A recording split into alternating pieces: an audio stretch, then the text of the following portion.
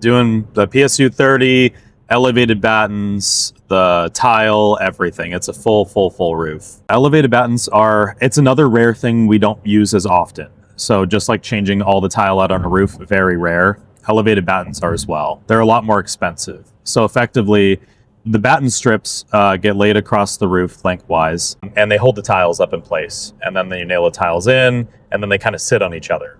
Elevated battens elevate the batten strip, the wood strip, off of the actual underlayment, thus allowing more airflow. If there's any water ingress underneath, it can flow down. It doesn't pool up and eventually get through the underlayment. It's just a much better system. It's funny to say you want the roof to breathe, but you do. You want airflow to be smooth. You want any water or any debris underneath to flow down. You want it out, and that's ideal. That's the best case scenario. Elevated battens generally are more expensive because it uses a plastic cup technology underneath, which it's how it lifts itself up off the underlayment. But it's effective. It's really good. If you want the longest lasting roof, that is the equation. Elevated battens, synthetic underlayment. That's the way to do it. The breathability of a roof is important, structurally speaking, and also longevity-wise.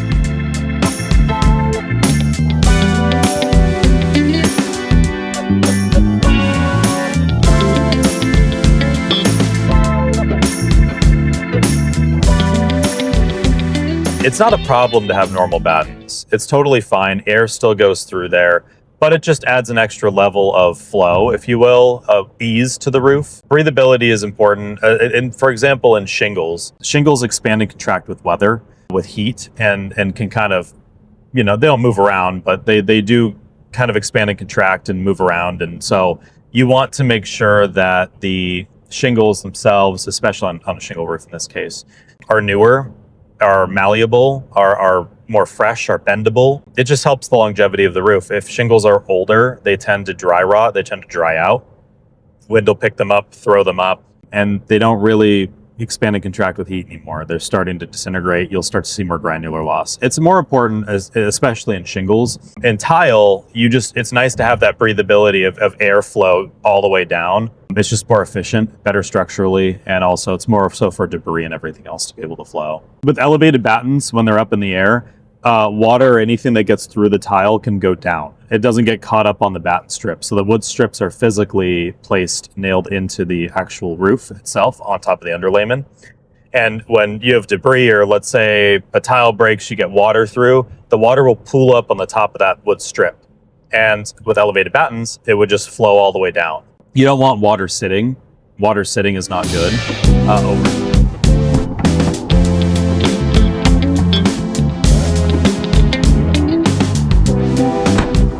Hey, Dustin. What's up? Sorry, I was trying to get a hold of Jordan, but him and Conrad are busy right now. I was going to ask really quick. In Caliendo, looks like it's all completed up. We're going down there right now to do a testimonial to get final payment. I looked on the documents. I only saw a receipt for wood for like $23. Is there anything extra you can see on your end that I need to account for before getting final payment? I'll look and tag you in the messages. Yeah, let me know. I'll be there in like 20-30 minutes. I was going to get a final check. And then two other things while I have you on the phone. Larmer. Yeah, Brittany Larmer. So I need to schedule her the 9th and 10th. 9th and 10th? Okay. Yeah. That's fine. So she just can bump back. Okay, no problem. So the following week, basically, I put the dates in there. With tile being the wrong color up there, that ultimately, like, we have to make sure that it gets done right. His neighborhood's an HOA neighborhood, and I know that if we put a wrong tile color, they're going to throw a fit because it's a newer neighborhood. And so that's something we have to address. Dustin's our production manager. He'll get things done, but, hey, we can get this color tile. That's great, but this one's a little more sensitive. If it wasn't an HOA neighborhood, that, we might be able to get away with that, but unfortunately, it is what it is. So, worst case, we have to wait a little bit extra for tile to come in. We'll reuse what we can, and then when we do get that tile in, we'll go back and we'll place it by hand. You want to do the right thing by the customer. You want to get it done right. It's just, we run into these little problems all the time in this industry. materials being behind or not up to date, or things happen. So we just got to find a good workaround that makes sense. Adaptability is so important in this business.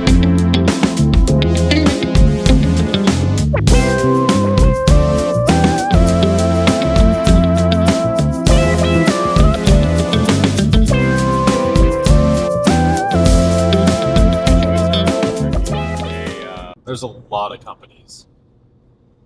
That's tricky. It's the hard thing.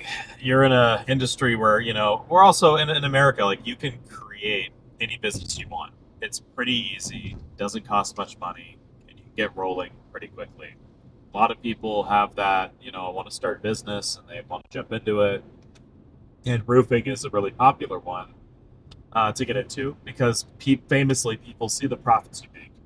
And there's a lot of companies that extort that a bit and aren't good, and they're a little unfair, and they try to take as much money as they can, and the profit margins can be pretty good. And unfortunately, it just kind of soils the roofing industry when you have bad companies come in and take advantage of customers. And they aren't doing the right thing, and that's one thing we combat heavily at TSM. It's like, look at our reviews. We have so many. We compile them. We have so many happy customers because we do right by our customers, and do the right thing the first time, do the right build the first time, do it once and done. A lot of these companies come in and do bad work. They hire bad crews. They overcharge customers. They inflate pricing. It's just not good. And all these little companies that pop up do that all the time. And it's tough. So you have to win the trust of the customer, which we do generally, because usually most people can sniff out if you're a good person or not. They can see your intentions. They can see how you're talking, how you're attacking a situation. If you're just targeting money right off the bat, if you're going, oh, let's go insurance, it's more this, more that, oh, money. It's a pretty clear indication of what kind of person you are, what kind of business owner you are. We'll continually do well, and we will thrive in this industry based on the fact that we do right by our customers. And all those companies that do pop up that aren't great, they will die out. The problem with insurance and any business that works with insurance is there's always someone that's going to mess it up and ruin it. And what happened is back in the day, insurance used to pay out the full amount in check right away, right to the roofing companies. And a lot of companies would take advantage of that and not do the work they're supposed to do.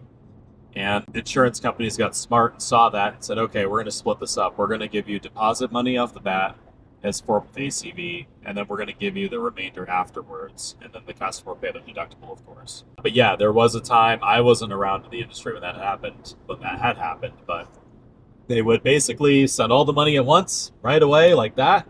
And it was like, hey, here you go, here's the money. And a lot of fraud was happening. Or also a lot of customers were taking the money and just not doing the roof and just putting that money in something else. That happened quite a bit.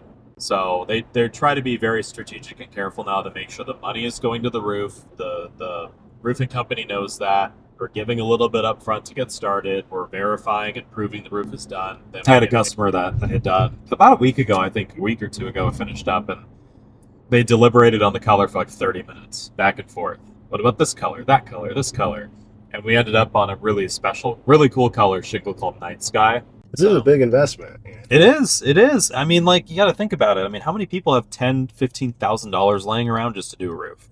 Not that many. Sure. And most of them have to take financing, and that's okay, and that's normal. That's why we offer it.